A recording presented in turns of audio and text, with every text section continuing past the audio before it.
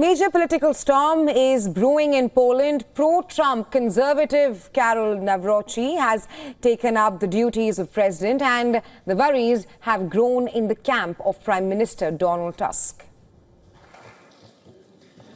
Proszę pana prezydenta o powtarzanie za mną roty przysięgi. Obejmując z woli narodu urząd prezydenta Rzeczypospolitej Polskiej. Obejmując z woli narodu urząd prezydenta Rzeczypospolitej Polskiej, że dochowam wierności postanowieniom konstytucji. Karol Nawrocki took oath in Polish parliament in his first speech after taking over the presidency. Nawrocki made it clear that he will push forward his Eurosceptic agenda.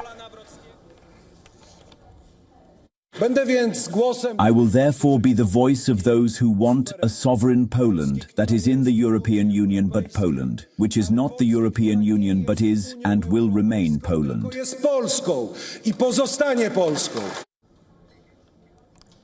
This puts him in direct confrontation with pro-EU Prime Minister Donald Tusk. With huge ideological divide between the President and the Prime Minister, the question of who leads the way ahead becomes important. In Poland, it is Prime Minister who heads the government and performs the task of making policies. But there is a caveat here. President has the power to veto the legislation and stall it from becoming a law.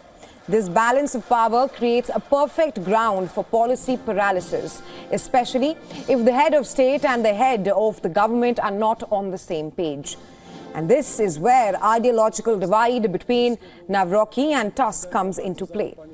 Karol Nawrocki and Donald Tusk are pulling the country in opposite directions right now. On one hand, Tusk wants to roll back controversial judicial reforms, legalize abortion, and expand LGBTQ rights.